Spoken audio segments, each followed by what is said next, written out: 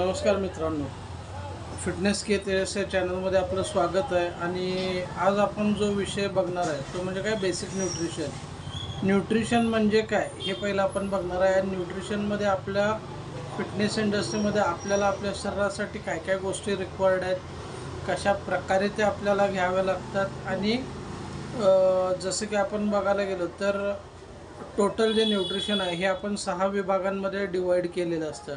तर ते 6 विभाग कोणते आहेत, त्या 6 विभागांमध्ये काय येतं आणि त्याच्यापासून आपल्याला काय उपयोग होतं, ह्या गोष्टी आपण सर्व बघणार आहे. तर पहिला मुद्दा आपला आहे तो म्हणजे कार्बोहायड्रेट शरीराचं काम काय करतं, एक ऊर्जा निर्माण करण्याचं काम करतं, तर एनर्जी द्यायचं काम करतं. तर कार्बोहायड्रेटमध्ये बऱ्या प्रमाणात जसं म्हणतो की कार्ब लोडिंग म्हणजे काय की एनर्जी आपल्या बॉडीला प्रोव्हाइड करणे. तर आपण हे बघणार आहे की कार्बोहायड्रेट आपल्याला कशातून मिळतात. कार्बोहायड्रेट्स आपल्याला तांदळामधून मिळतात, भाज्यांमधून मिळतात, त्याच्यानंतर आपल्याला फळांमधून मिळतात. कार्बोहायड्रेट्स तांदळामधून झालं आपल्या, त्याच्यानंतर आपण जे गहू ज्वारी खातो, चपाती खातो त्याच्यामधून आपल्याला कार्ब्स मिळतात.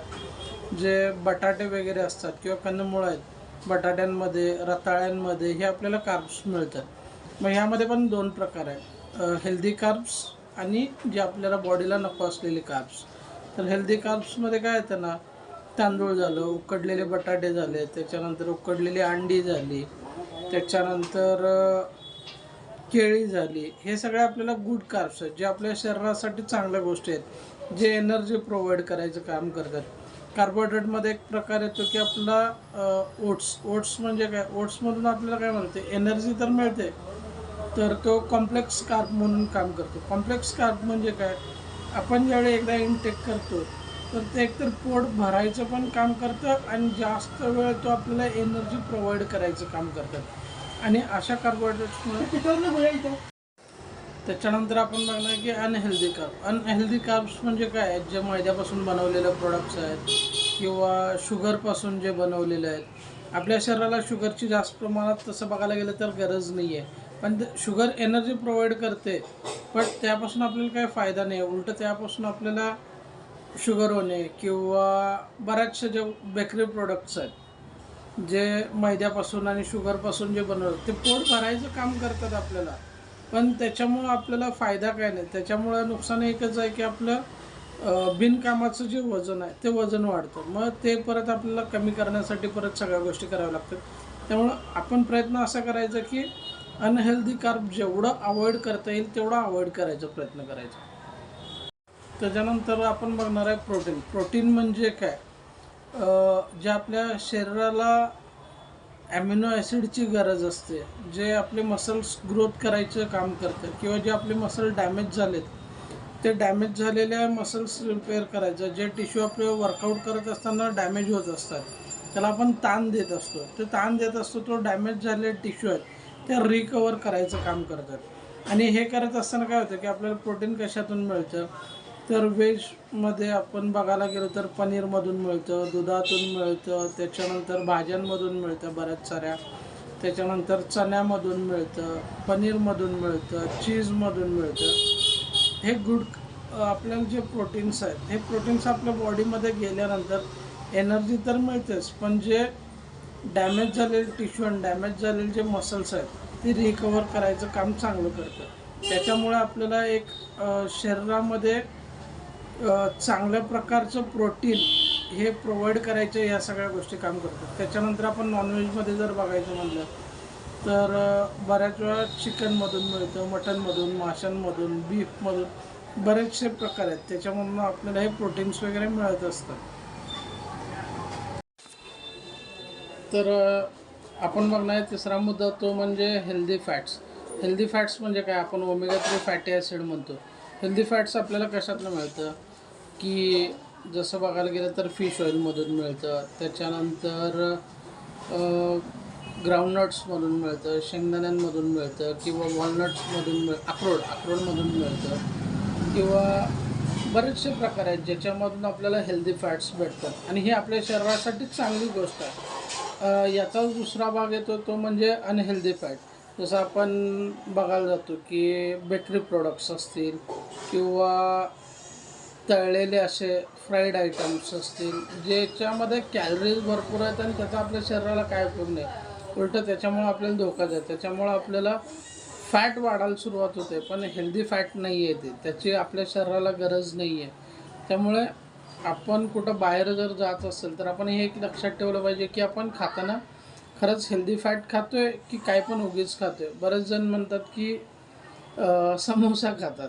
समोसा ॲक्च्युली तळलेला असतो तो मैद्याचा आणि त्यामध्ये बटाटा आहे. बटाटा हेल्दी फॅट्स आहे, बट त्याच्यावर कोटिंग असलेलं जे समोसाचं पीठ आहे ते आहे टोटली मैद्याचं. त्यामुळं काळजी घ्या आपण, तुम्ही नेमकं काय खाताय काय नाही. तुम्हाला हेल्दी फॅट्स पाहिजे, पीनट बटर खाऊ शकता तुम्ही, अक्रोड वॉलनट्स खाऊ शकता किंवा बदाम खाऊ शकता, काजू खाऊ शकता.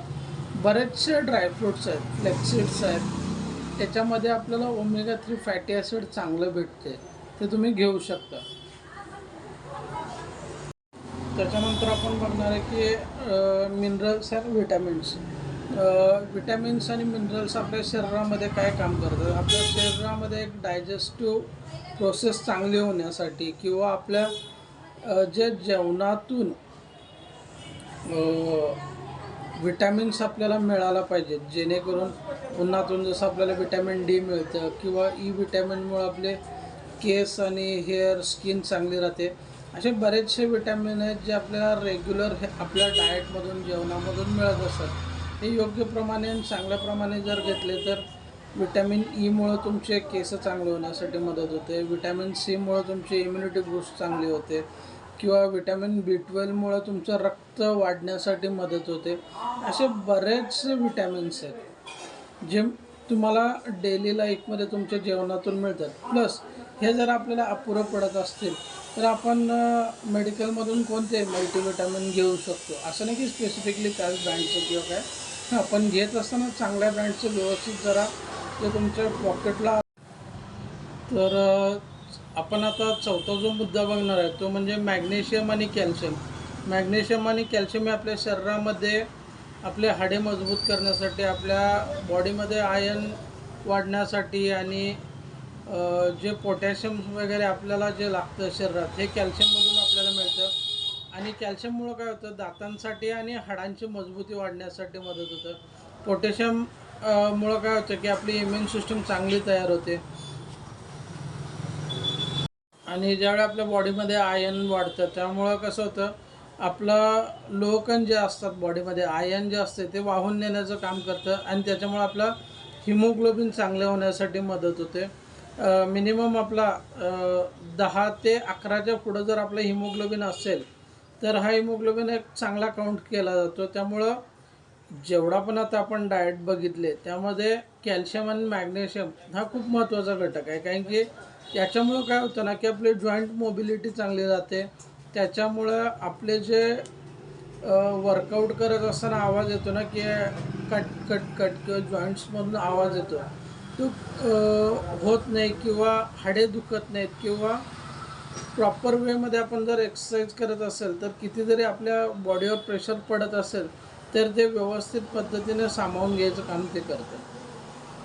त्याच्यानंतरचा आणि शेवटचा जो घटक बघणार आहे तो म्हणजे आपण वॉटर बघणार आहे. वॉटरमुळे काय होतं ना, आपल्या बॉडीमध्ये डायजेस्टिव्ह एन्झाईम्स असतील, त्यानंतर ब्लड सर्क्युलेशन सिस्टीम असेल, त्याच्यानंतर आपल्याला जे काही आपण खातो, जे काही आता आपण प्रॉपर डाएट वगैरे घेतो, प्रोटीन घेतलं, कॅल्शियम घेतलं, विटॅमिन्स घेतले, त्याच्यानंतर कार्बोहायड्रेट घेतले, हेल्दी फॅट्स घेतले, ह्या सगळ्यांना प्रॉपर ब्लडमध्ये सर्क्युलेशन करायचं काम पाणी करते.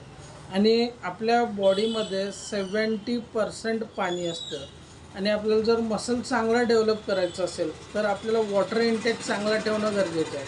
जर वॉटर इनटेक आपला चांगला असेल तर सगळ्यात मेन आणि महत्त्वाची गोष्ट होते ती म्हणजे आपल्याला डायजेस्टिव्ह सिस्टीम. कारण की आपण एवढं प्रकारचं खाद्य घेतो किंवा जे आपण डाएटमध्ये घेतो, जसं प्रोटीन घेतले, कार्बोहायड्रेट्स घेतले, फॅट्स घेतले, त्याच्यानंतर आपण वॉटर घेतो आहे, ह्या सगळ्या गोष्टींना बॅलन्स ठेवायचं काम हे पाणी करतं. त्यामुळे जेवढा तुमचा चांगला वॉटर इनटेक असेल तेवढे स्किन चांगली होते, हेअर चांगले होतात, चांगले विटॅमिन्स तुमच्या बॉडीमध्ये डायजेस्ट व्हायला मदत करते आणि जे पण तुम्ही डाएट घेताय ते प्रॉपर वेमध्ये तुम्हाला बॉडीमध्ये डायल्यूट होण्यासाठी मदत करते. त्यामुळे मित्रांनो, आपण जेवढे बघितले 6 मुद्दे बघितले, 6 मुद्द्यांमध्ये हे सगळं जर तुम्ही बॅलन्स ठेवत असाल तर तुमची न्यूट्रिशन पूर्ण होते आणि तुम्हाला बाहेर कोणतं स्पेसिफिक असं हे घेत बसण्यासाठी प्रॉडक्ट घेत बसण्याची गरज पडणार नाही. प्रोटीन कमी पडत असेल तर ॲज अ सप्लिमेंट म्हणून तुम्ही वापरू शकताय, पण रिक्वायर्ड जेवढं आहे ते तुमच्या डाएटमधून तुम्हाला मिळत असेल तर बाहेरून घेण्याची काही गरज नाही तुम्हाला. तर धन्यवाद मित्रांनो. कसा वाटला व्हिडिओ तुम्हाला हे मला कमेंट्सद्वारे कळवा आणि तुमच्या जर काही शंका असतील तर मला कमेंट्समध्ये लिहून कळवा किंवा मला इन्स्टाला DM करा. मी जेवढं होईल तेवढं लवकर तुम्हाला तुमच्या प्रश्नांचे उत्तर देण्याचा प्रयत्न करेन. धन्यवाद मित्रांनो. लाईक करा, शेअर करा आणि सबस्क्राईब करा.